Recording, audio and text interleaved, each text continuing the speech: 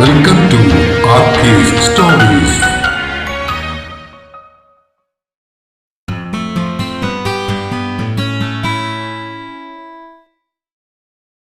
രുദ്ര ഒരു പുനർജന്മ പ്രണയം ഭാഗം 13. രചനയും അവതരണവും രഘുദാസ് കാട്ടുങ്കൽ. എന്നാലും ആ ഭദ്ര എന്ത് കണ്ടിട്ടാ ഇവന്റെ പുറകെ നടക്കുന്നതെന്ന് എനിക്ക് മനസ്സിലാകാത്തത്. രാധിക അകത്തേക്ക് പോകുന്നത് നോക്കിയിരുന്ന ഏട്ടൻ ആദിക്കിട്ടൊന്ന് കൊട്ടി. അവനെന്തോ ഒരു കുറവ്? ചിറ്റമ്മയുടെ മകൾ വേണി ചേച്ചി ചേട്ടന് നേരെ ചാടി. അതെ അതെ, അത്തോട്ടിന് എന്താ ഒരു കുറവ്? വൈഷ്ണവിയും കൂടെ കൂടി ആദ്യം സപ്പോർട്ട് ചെയ്തു. എന്താ കുറവെന്നോ? നേരെ ചൊവ്വ ഒരു ജോലിയും കൂലിയും ഉണ്ടോ? അല്ലെങ്കിൽ പ്രേമത്തിന് കണ്ണും മൂക്കൊന്നും ഇല്ലെന്ന് പറയുന്നത് ശരിയാ. തത്വം പറഞ്ഞിട്ട് ചേട്ടൻ എല്ലാവരെയും ഒന്ന് നോക്കി. ഓ, ഇങ്ങനെ വലിയൊരു പ്രൊഫസർ, ഞങ്ങളുടെ കൊച്ചനെ അങ്ങനെ കളിയാക്കൊന്നും വേണ്ട കേട്ടോ. വേണി ചേച്ചി കട്ടയ്ക്ക് കൂടെ നിന്നു. എന്താ ഇവിടെ ഒരു ബഹളം? എന്ത് കാര്യവും തല തിരിച്ചു പറയുന്ന തലതിരിഞ്ഞ അച്ചു പ്രണവേട്ടനെയും കൂട്ടി അങ്ങോട്ടേക്ക് വന്നുകൊണ്ട് ചോദിച്ചു. പുറകെ അമ്മയും ചിറ്റമ്മയും അമ്മായിയും അവരുടെ അടുത്തേക്ക് എത്തി. അത് ശരി, അപ്പൊ നിങ്ങൾ കേട്ടില്ലേ? ആ രാധികയുടെ അനിയത്തിക്ക് ഇവനോട് പ്രേമം. ചേട്ടൻ കാര്യങ്ങൾ പറഞ്ഞ് മനസ്സിലാക്കാൻ തുടങ്ങി. ഉള്ളതാന്നോടാ? അമ്മ ആദ്യം നോക്കി കണ്ണു പിഴിച്ചു. എനിക്കറിയാൻ പാടില്ല, ചെന്ന് ചോദിക്ക്. ദുർഗയുടെ മുന്നിൽ വെച്ച് അവരെല്ലാം കൂടി അങ്ങനെ പറയുന്നത് ഇഷ്ടപ്പെടാതിരുന്ന അവൻ മുറുമുറുത്തു. ദുർഗയാണെങ്കിൽ എല്ലാം കേട്ട് മുഖവും വീർപ്പിച്ചു പിടിച്ചിരിക്കുകയാണ്. ശരിയാ അമ്മ, അവൾക്ക് ഇവനോട് എന്തോ അടുപ്പുള്ളത് പോലെ എനിക്കും തോന്നിയിട്ടുണ്ട്. അച്ചുവും അമ്മയോട് തന്റെ സംശയം പറഞ്ഞു. എന്റെ ദൈവമേ, ഇനി ഞാൻ എന്തെല്ലാം കേൾക്കണം? ആദ്യം അവൾക്കെന്തോ അവിഹിത ഗർഭമുണ്ടാക്കി എന്ന മട്ടിൽ അമ്മ തലയിൽ കൈവച്ചു. ഇനിയിപ്പോ എന്തു ചെയ്യും കൊച്ചേ? ദുർഗയെ നോക്കി അമ്മ ചോദിച്ചത് കേട്ട് എല്ലാവരും കൂടി ഇപ്പോ തന്നെ പിടിച്ച് അവനെ കൊണ്ട് ഭദ്രയെ കെട്ടിപ്പിക്കുമെന്ന് വിചാരിച്ചിട്ടാണെന്ന് തോന്നുന്നു. ഈ മുതലിനെ ഞാൻ വിട്ടുതരില്ല എന്ന മട്ടിൽ അവൾ അവന്റെ കയ്യിൽ കയറി പിടിച്ചു. കൂൾ മൈ ഗേൾ, കൂൾ എന്ന് അവളുടെ ചെവിയിൽ പറഞ്ഞുകൊണ്ട് അവൻ അവളുടെ കയ്യിൽ പതുക്കെ തട്ടിക്കൊടുത്തു. നിന്നെ എനിക്ക് അത്രയ്ക്ക് അങ്ങോട്ട് വിശ്വാസം ഇല്ലടാ എന്ന് പറയും പോലെ അവൾ ദേഷ്യത്തോടുകൂടി അവനെ കൂർപ്പിച്ചൊന്ന് നോക്കി. എടി, നീ അമ്മയോടെ എന്റെ കാര്യം പറഞ്ഞ് പിരികേറ്റുന്നതിന് മുമ്പ് നിങ്ങളുടെ രണ്ടിനെയും കാര്യം പറയും. അല്ല പിന്നെ. ദുർഗയുടെ നോട്ടം കണ്ട് പിരിവെട്ടി ആദി അച്ചുവിനോട് ചീറി. അത് കേട്ടതും അച്ചുവിന്റെയും പ്രണവേട്ടന്റെയും മുഖം വൈറ്റ് വാഷ് അടിച്ചതുപോലെ വിളറി വെളുത്തു. എന്ത് കാര്യം? കേൾക്കാൻ നിന്നതുപോലെ ഞെട്ടിത്തിരിഞ്ഞുകൊണ്ട് അമ്മ അവളോട് ചോദിച്ചു. അതെ, ഇങ്ങോട്ട് നോക്ക്. അമ്മയുടെ പുന്നാര മോളും പ്രണവേട്ടനും തമ്മിൽ പ്രണയത്തിലാ, അറിയോ? അതുകൂടി കേട്ടതോടെ അമ്മ മൂക്കത്ത് വിരൽ വെച്ച് അച്ചുവിനെ നോക്കി. എന്തൊക്കെയാ ചേച്ചി കേൾക്കുന്നേ? ചിറ്റമ്മ അത്ഭുതത്തോടു കൂടി അമ്മയുടെ നേരെ തിരിഞ്ഞു. എന്റെ കൊച്ചേ, എനിക്ക് ഇതൊക്കെ കൂടി കേട്ടിട്ട് തല കറങ്ങുന്നു. അമ്മ തലയ്ക്ക് കൈ താങ്ങി മുഖവും കുനിച്ചിരുന്നു. അല്പനേരം അങ്ങനെ ഇരുന്നിട്ട് അമ്മ വീണ്ടും അച്ചുവിന്റെ നേരെ തിരിഞ്ഞു. ഉള്ളതാണോടി ഇവനീ പറയുന്നേ? അതെ അപ്പച്ചി, എനിക്ക് ഇവളെ ഇഷ്ടാ. ഇവരുടെ പഠിപ്പൊക്കെ കഴിഞ്ഞിട്ട് പറയാന്ന് വിചാരിച്ചിരിക്കുകയായിരുന്നു. പ്രണവ് ഇടയ്ക്ക് ചാടി കയറി പറഞ്ഞു. അടിപൊളി. എല്ലാം കേട്ടിരുന്ന ആദിയുടെ ചേട്ടൻ വാ പൊത്തി ചിരിച്ചു. ഇനിയിപ്പോ നിനക്കൊക്കെ ഇതുപോലെ വല്ലതും ഉണ്ടോടി പിള്ളേരെ? അങ്ങനെയാന്ന് എല്ലാം കൂടി ചേർത്തേ ഒരു സമൂഹ വിവാഹം അങ്ങ് നടത്തിയാലോ എന്ന് വിചാരിച്ചാ ചോദിക്കുന്നേ. അമ്മ വേണി ചേച്ചിയോടും വൈഷ്ണവിയോടും ചോദിച്ചു. ചിരിച്ചുകൊണ്ട് അവർ രണ്ടുപേരും ഇല്ല എന്ന മട്ടിൽ തലയാട്ടി. അത് കള, ഇവിടെ ഇപ്പോ കല്യാണക്കാര്യമല്ലല്ലോ പ്രശ്നം. ചേട്ടൻ പറഞ്ഞത് കേട്ടിട്ട് പിന്നെ എന്ത് എന്ന മട്ടിൽ എല്ലാവരും ചേട്ടന് നേരെ തിരിഞ്ഞു. അല്ല, ഇവൻ ആ സേനാപതിയുടെ പുനർജന്മമാണെന്ന് കേട്ടിട്ടേ എനിക്ക് അങ്ങോട്ട് വിശ്വസിക്കാൻ പറ്റുന്നില്ല. അങ്ങേരെ ആദ്യം ഒരിക്കൽ കൂടി അടിമുടി ഒന്ന് നോക്കി. അതിന് തനിക്ക് ഇത്ര ക്രിമികടി എന്തിനാ എന്ന് ചോദിക്കാൻ ആദ്യം നാക്ക് വളച്ചെങ്കിലും തന്റെ തനിക്കുണം ദുർഗയെ പെട്ടെന്നൊന്നും അറിയിക്കണ്ടെന്ന് വിചാരിച്ച് അവൻ സ്വയം നിയന്ത്രിച്ചു. അല്ല, ഇനിയിപ്പോ അങ്ങനെയാണെന്ന് തന്നെ വെച്ചോ. മുത്തച്ഛൻ പറഞ്ഞതുപോലെ ഒരു യുദ്ധം വല്ലതൊക്കെ ഉണ്ടാവുകയാന്നേ നിനക്കൊരു സഹായത്തിന് വേണേ ഞാനും വരാൻ കേട്ടോ. ഈ കരാട്ടെ പഠിച്ചതിന് ശേഷം അതൊന്നും ഇന്നേ അവരെ ശരിക്കും അങ്ങ് പ്രയോഗിക്കാൻ പറ്റിയിട്ടില്ലെന്നേ. എന്റെയും കൈത്തിരിപ്പൊക്കെ ഒന്ന് തീർക്കാമല്ലോ. ചേട്ടൻ പറഞ്ഞുകൊണ്ട് കയ്യിലെ മസിലും തഴമ്പുമൊക്കെ എല്ലാവരെയും ഒന്ന് കാണിച്ചു. ഓ ശരി ചേട്ടാ, ആയിക്കോട്ടെ. യുദ്ധം തുടങ്ങാൻ നേരത്തെ ഞാനൊരു മിസ് കോൾ അടിച്ചേക്കാം, അന്നേരം വന്നാ മതി. തൽക്കാലം ഞാൻ പോയി കിടന്നൊന്ന് ഉറങ്ങട്ടെ. കൂടുതൽ അങ്ങോട്ട് പറഞ്ഞിട്ട് കാര്യമില്ലാത്തതിനാൽ അത്രയും പറഞ്ഞ് ആദ്യം അവിടെ നിന്നും എഴുന്നേറ്റു. ഇതെന്താ എല്ലാവരും കൂടി മാവിൻ ചോട്ടിലൊരു സമ്മേളനം? നിങ്ങൾക്ക് ആർക്കും ഇന്ന് ഉറക്കില്ലേ? കുപ്പി തീർന്നെന്ന് തോന്നുന്നു. പുറത്തേക്ക് വന്ന അമ്മാവനാ അത് ചോദിച്ചത്. പുറകെ അച്ഛനും ചെറിയച്ഛനും വരുന്നുണ്ട്. നിങ്ങൾ വല്ലത് അറിഞ്ഞായിരുന്നോ? അച്ഛനെ കണ്ടതും അമ്മ ചാടി എഴുന്നേറ്റ് പുള്ളിയുടെ അടുത്തേക്ക് ചെന്നു. എന്താ പ്രശ്നം? കാർത്തികേയൻ ഇല്ലാത്ത മീശ ഒന്ന് പിരിക്കാൻ നോക്കി. അത് പിന്നെ നമ്മുടെ ഭദ്രയ്ക്ക് ആദിയോട് ഇഷ്ടം, നിങ്ങളുടെ മോക്ക് ഏട്ടന്റെ മോനോട് ഇഷ്ടം, ആദിക്കാരന് ദുർഗക്കൊച്ചിനോടാ ഇഷ്ടം. ഇഷ്ടങ്ങളുടെ കണക്ക് അമ്മ എണ്ണമിട്ട് നിരത്തി. അതിനിപ്പോ എന്താ, നമുക്ക് ഇവരെല്ലാം പിടിച്ച് അങ്ങോട്ട് കെട്ടിക്കാന്നേ. സ്നേഹം അതല്ലേ വലുത്. അമ്മാവൻ വിശാലമായിട്ടൊന്ന് ചിരിച്ചു. അല്ലെങ്കിലും രണ്ടെണ്ണകത്ത് എന്നാ പിന്നെ സ്നേഹം മാത്രമല്ലേ ഉണ്ടാവൂ. എന്തായാലും ഇന്ന് ഇനിയിപ്പോ ഈ രാത്രി കല്യാണമൊന്നും നടത്താൻ പറ്റില്ലല്ലോ, അതുകൊണ്ട് എല്ലാരും പോയി കിടക്കാൻ നോക്കിയേ. അമ്മാവനും അച്ഛനും ചെറിയച്ഛനും കൂടി വേണേൽ എല്ലാത്തിനെയും പിടിച്ച് ഇപ്പോ തന്നെ കെട്ടിച്ചേക്കാം എന്ന മട്ടിൽ മുണ്ടും മടക്കി കുത്തി വരുന്നത് കണ്ടിട്ട് അമ്മായിയാണത് പറഞ്ഞത്. വന്നേ, ഇനി മതി, എല്ലാരും പോയി കിടക്കാൻ നോക്കിയേ. ചെറിയമ്മയും അമ്മായിയുടെ കൂടെ കൂടി. അതോടെ ആ സമ്മേളനം അവസാനിപ്പിച്ച് എല്ലാവരും അവരവരുടെ മുറികളിലേക്ക് പോയി. ആദിയുടെ കൂടെ അതേ മുറിയിലാണ് ചേട്ടനും കിടന്നത്. തൊട്ടടുത്ത മുറിയിൽ പ്രണവേട്ടനായിരുന്നു.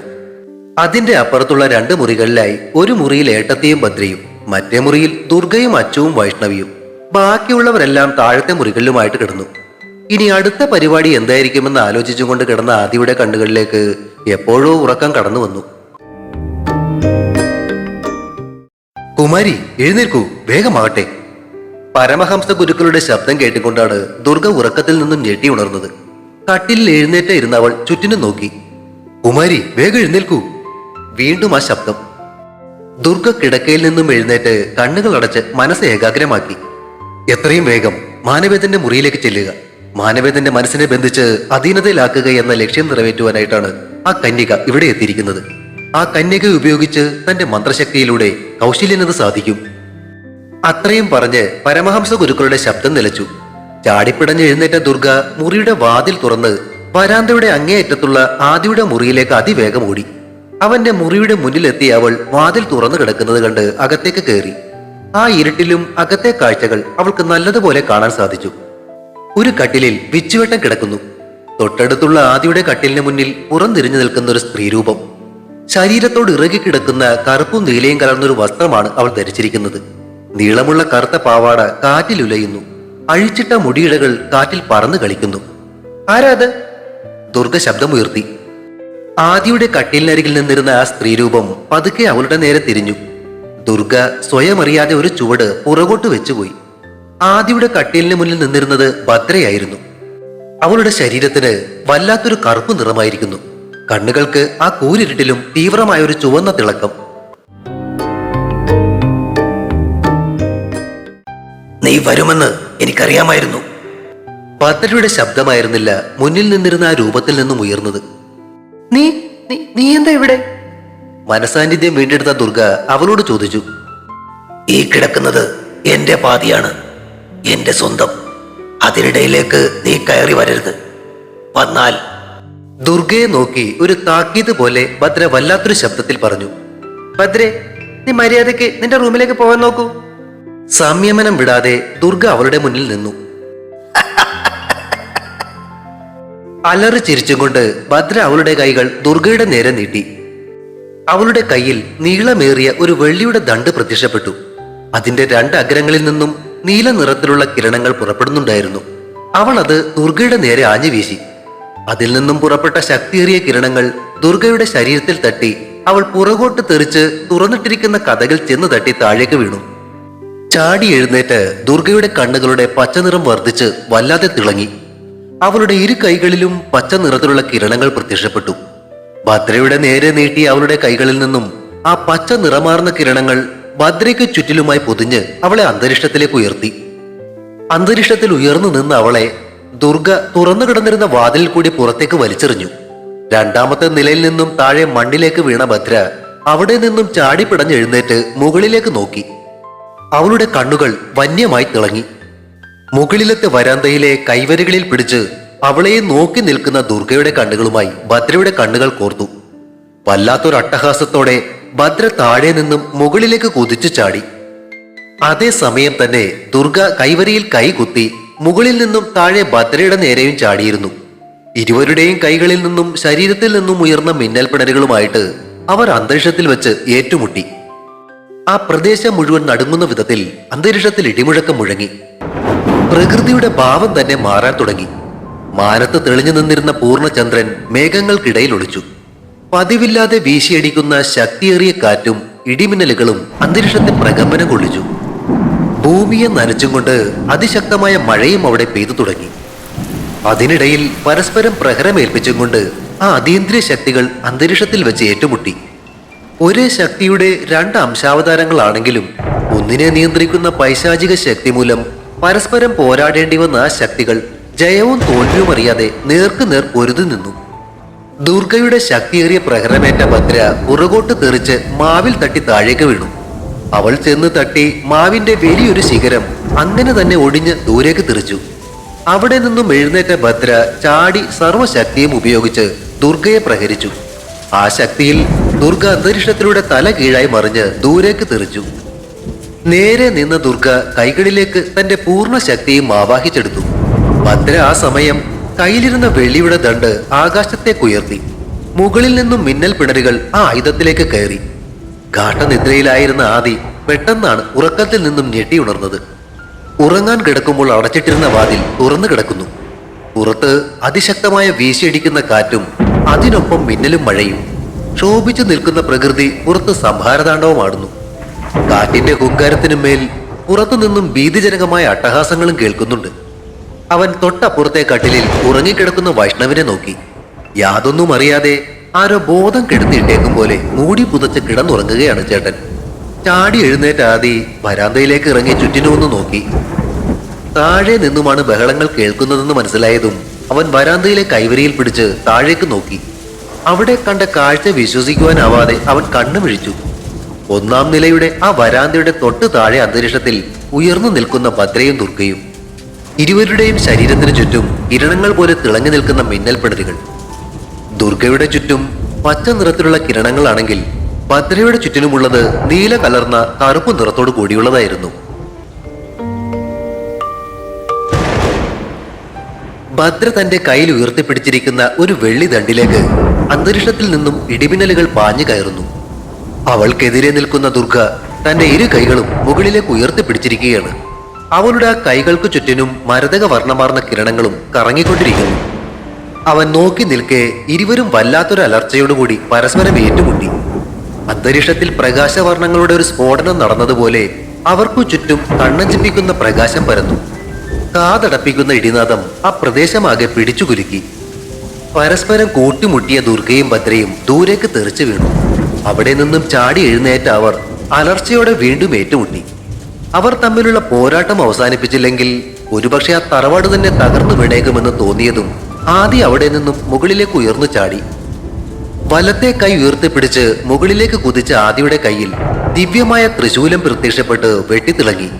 അവനത് കയ്യിലിട്ടൊന്നു കറക്കി വട്ടം ചുഴറ്റിയതോടെ അന്തരീക്ഷത്തെ പ്രകമ്പനം ചെയ്യിച്ചുകൊണ്ട് ചൂളം കുത്തിയിരുന്ന കാറ്റും മഴയും പിടിച്ചു കെട്ടിയതുപോലെ നിന്നു. ഇടിയും മിന്നലും അവസാനിച്ച് ആകാശം ശാന്തത കൈവരിച്ചു. മേഘങ്ങളുടെ ഇടയിൽ നിന്നും പൂർണ്ണചന്ദ്രൻ വെളിയിലേക്ക് ഇറങ്ങി. പരസ്പരം മേൽപ്പിച്ച പ്രഹരത്താൽ ദൂരേക്ക് തെറിച്ചു വീണ് കിടക്കുന്ന ദുർഗയുടെയും ഭദ്രയുടെയും ഇടയിലായി വന്നു നിന്ന ആദി തന്റെ രുദ്രരൂപത്തിലേക്ക് മാറിയിരുന്നു. കയ്യിൽ തിളങ്ങുന്ന ദിവ്യമായ ത്രിശൂലം കൊണ്ട് അവൻ തറവാട് നിൽക്കുന്ന ഭാഗത്ത് മുന്നിലായി നീളത്തിൽ ഒരു വര വരച്ചു. നടുവിൽ നിൽക്കുന്ന ആദിയെ കണ്ടിട്ടും ക്രോധമടങ്ങാതെ അലറിക്കൊണ്ട് ദുർഗയും ഭദ്രയും തിളങ്ങുന്ന പ്രകാശരശ്മികളാൽ വലയം ചെയ്യപ്പെട്ടുകൊണ്ട് ഓടിയെടുത്തു. ആദി തന്റെ ത്രിശൂലം ഇരു കൈകൾ കൊണ്ടും ഉയർത്തിപ്പിടിച്ച് അതുകൊണ്ട് ഓടിയെടുക്കുന്ന ദുർഗയുടെയും ഭദ്രയുടെയും നടുവിൽ ഭൂമിയിലേക്ക് ശക്തിയായി ആഞ്ഞടിച്ചു. അന്തരീക്ഷത്തിൽ നിന്നും ഒരു ശംഖനാദം അശരീരിയായി മുഴങ്ങി. തറവാടിരുന്ന ഭാഗമൊഴിച്ച് അവർ നിന്നിരുന്ന ഭാഗം മുഴുവനും അതിശക്തമായിട്ടൊന്ന് കുലുങ്ങി. ഭദ്രയും ദുർഗയും അടിതെറ്റി താഴേക്ക് തെറിച്ചു വീണു. മതി, നിർത്ത്! ആദി ഉറക്കെ അലറി.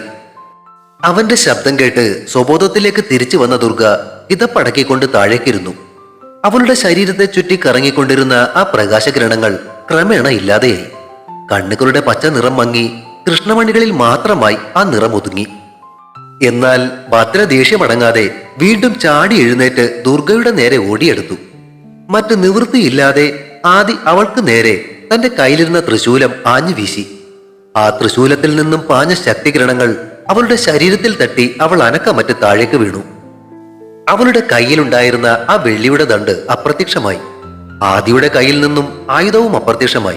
അവൻ തിരികെ സാധാരണ നിലയിലേക്കെത്തി. ദുർഗ ഓടിച്ചെന്ന് താഴെ വീണ് കിടക്കുന്ന ഭദ്രയെ നോക്കി. അവളുടെ ശരീരത്തിന്റെ ഒരു ഭാഗം മുഴുവനും ത്രിശൂലത്തിന്റെ പ്രഹരത്താൽ കരിഞ്ഞതുപോലെ ആയിപ്പോയിരുന്നു. അവളുടെ ശ്വാസം നിലച്ചിരുന്നു. അത്തു! ദുർഗ അലറിക്കരഞ്ഞു. ആദ്യ തിരിഞ്ഞ് അവളെ നോക്കി. താഴെ മണ്ണിൽ ഭദ്രയുടെ തലയെടുത്ത് മടിയിലേക്ക് വെച്ച് അവനെ നോക്കി കരയുകയായിരുന്നു ദുർഗ. അവൻ അവളുടെ അടുത്തേക്ക് ഓടിയെടുത്തു. അവൾക്കു മുന്നിൽ അനക്കമറ്റ് കിടക്കുന്ന ഭദ്രയെ നോക്കി എന്ത് ചെയ്യണമെന്നറിയാതെ അവൻ നിന്നു. പക്ഷെ അവരെ അത്ഭുതപ്പെടുത്തിക്കൊണ്ട് ഭദ്രയുടെ കരിഞ്ഞുപോയ ശരീരഭാഗങ്ങൾ കേടുപാടുകൾ മാറി നേരെയാകാൻ തുടങ്ങി. ഒരു പാടുപോലും അവശേഷിക്കാതെ അവളുടെ ശരീരം പൂർവ്വസ്ഥിതി പ്രാപിച്ചു. നീലിമയാർന്ന് കറുത്തിരുണ്ടിരുന്ന അവളുടെ ശരീരം പഴയതുപോലെയായി. അവൾ ക്രമമായി ശ്വസിക്കാൻ തുടങ്ങിയതും ദുർഗ നെഞ്ചത്ത് കൈവച്ച് ആശ്വാസത്തോടെ ആദിയെ നോക്കി. അവളുടെ അടുത്തേക്ക് ഇരുന്നു കൊണ്ട് ആദി ദുർഗയെ നോക്കി. എന്താ കുഞ്ഞത്? ഇവൾക്ക് എങ്ങനെ ഈ ശക്തിയൊക്കെ കിട്ടിയേ? ഒരു ദീർഘനിശ്വാസത്തോടെ അവനെ നോക്കിയതിനു ശേഷം പരമഹംസ ഗുരുക്കൾ ഭദ്രയെ പറ്റി പറഞ്ഞ കാര്യങ്ങൾ മുഴുവൻ ദുർഗ അവനോട് പറഞ്ഞു. ഇവളെ കൗശല്യന്റെ നിയന്ത്രണത്തിൽ നിന്ന് രക്ഷിക്കാൻ ഗുരുക്കൾ വിചാരിച്ച സാധിക്കില്ലേ? സങ്കടത്തോടെ അവളെ നോക്കിക്കൊണ്ട് ആദി ചോദിച്ചു. അറിയില്ല, അതിനെപ്പറ്റി ഗുരുക്കൾ എന്നോടൊന്നും തന്നെ പറഞ്ഞിട്ടുമില്ല. ശരി, നീ വാ, ഇവളെ നമുക്ക് മുറിയിൽ കൊണ്ടുപോയി കിടത്താം. ഭദ്രയെ കൈകളാൽ എടുക്കാൻ ശ്രമിച്ച ആദി കണ്ടത് അവൾ തനിയെ അന്തരീക്ഷത്തിലേക്ക് ഉയരുന്നതാണ്. തിരിഞ്ഞു നോക്കിയപ്പോൾ അവൾക്കരികിൽ നിൽക്കുകയായിരുന്ന ദുർഗ അവളുടെ കൈകൾ നീട്ടി അവിടെ ഇരുന്നു കൊണ്ട് തന്നെ മനഃശക്തിയാൽ ഭദ്രയെ അന്തരീക്ഷത്തിലേക്ക് ഉയർത്തുകയായിരുന്നു. താഴെ ഇരുന്നു കൊണ്ട് തന്നെ അവൾ ഭദ്രയെ മുകളിലേക്ക് ഉയർത്തി മുകളിലത്തെ നിലയിൽ അവളുടെ തന്നെ മുറിയിലുള്ള കട്ടിലിൽ കൊണ്ടുചെന്ന് കിടത്തി. ആദ്യ ദുർഗയുടെ അടുത്തേക്ക് ചെന്ന് അവളെ മാറോട് ചേർത്ത് നെറുകയിൽ ഉമ്മ വെച്ചു. പേടിച്ചോടാ നീ? അവളുടെ താടിയിൽ പിടിച്ച് മുഖം ഉയർത്തിക്കൊണ്ടവൻ ചോദിച്ചു. ചുമൽ കൂച്ചി അവൾ മറുപടി കൊടുത്തു.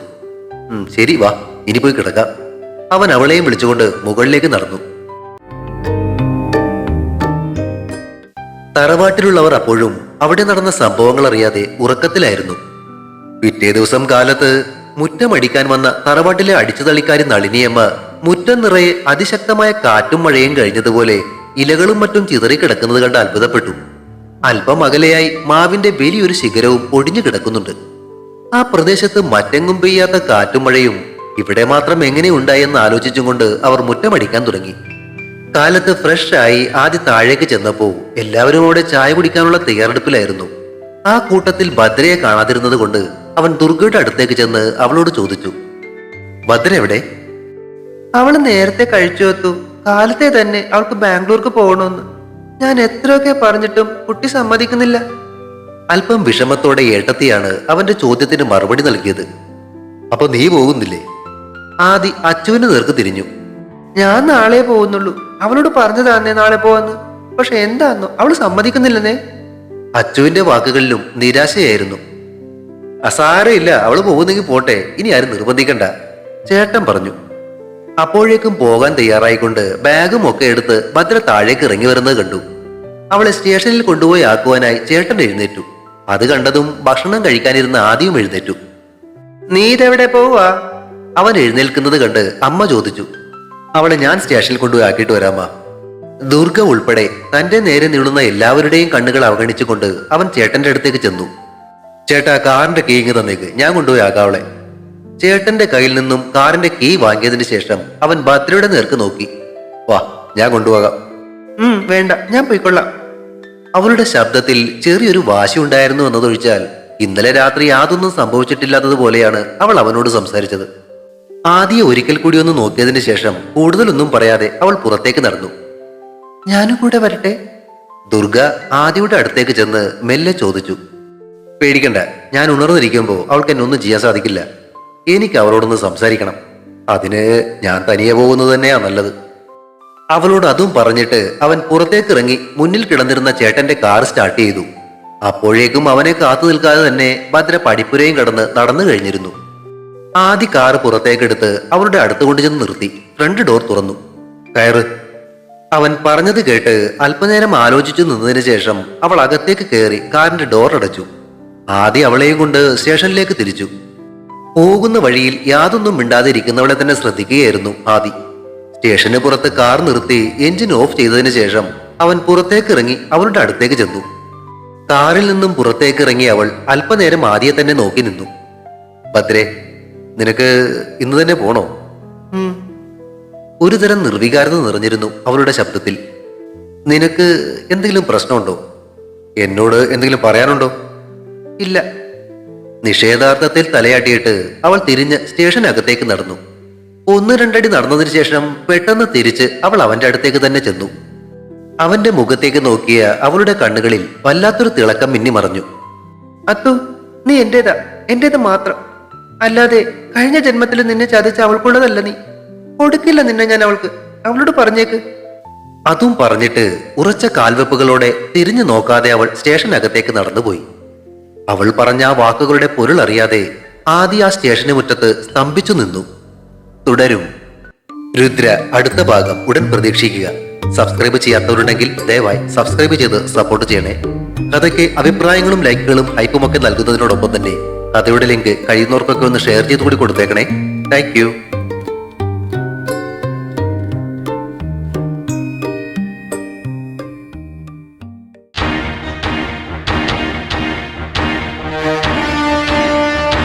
Sim, sim.